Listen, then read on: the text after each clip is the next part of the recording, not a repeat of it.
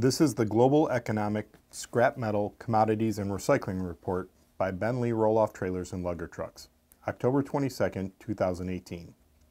This is a special remote edition with Ron Ostrowski reporting due to Greg's traveling schedule. Last week, commodity prices and economic reports were mostly mixed.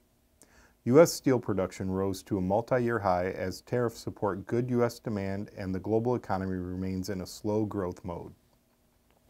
Oil fell about $2 a barrel to $69.37 as markets remain concerned about slowing global growth and increased U.S. production.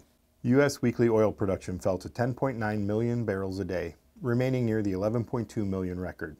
The world and the U.S. still need OPEC oil. This means tough sanctions against Saudi Arabia for the killing of the Washington Post columnist from Virginia are not possible without causing a huge increase in oil prices, which Saudi Arabia has threatened. Iron ore rose $3.30 a ton to $73.50 on news that China had a great increase in steel production in September. Scrap steel #1 heavy melt remained at $313 a gross ton on good demand and as global markets remain in balance for scrap metal.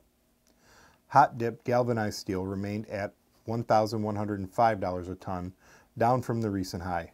Lower automotive and housing is putting downward pressure on prices. Copper fell 2 cents to $2.78 a pound, with tariffs creating global economic nervousness and as China continues great growth, but at a slower rate. Copper is up 3 cents this morning to $2.81. The 5-year copper chart shows prices in a tight range in recent weeks, below the recent high. Aluminum fell 1.4 cents to 90.6 cents near a multi-month low on nervous markets.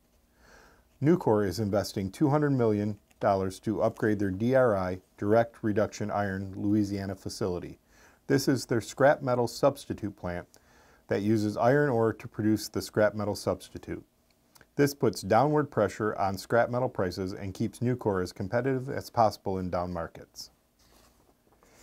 India's JSW Steel announced it would build a new electric arc furnace plant in Texas that consumes scrap metal and DRI, supporting the higher scrap steel prices. They also announced they may follow Nucor and build a DRI manufacturing plant, offsetting much or all of the upward pressure on scrap. China's third quarter growth was a strong 6.5%. While about double the growth of the U.S., it was the lowest growth since early 2009 during the financial crisis. Tariff disputes and what some consider alarming borrowings by local governments are concerned. U.S. tax cuts are bringing the faster economic growth as promised, which is great, but with a large spending increase by the government and lower tax rates, government debt in the year ending September was the highest in 6 years. It is easy to have a great economy when we and the government spend money that the government is borrowing in larger and larger amounts.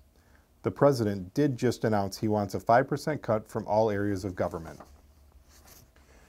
U.S. September housing starts fell 5.3% from August to an annualized rate of 1.2 million, back to the levels from 2015. Hurricane Florence and higher interest rates were key reasons.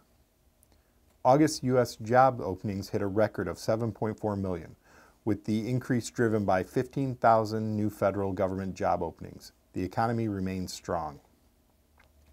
Wall Street's Dow Jones Industrial Average rose 144 points to 25,444 as markets remain nervous about tariffs, oil prices, interest rates, and more.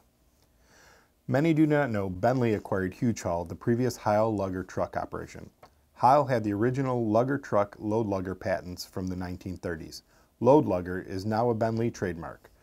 Call us to quote a new lugger truck or call Premier Truck Sales and Rentals to rent a lugger by the week, month, or year. As always, feel free to call or email Greg with any questions, and we hope all have a safe and profitable week.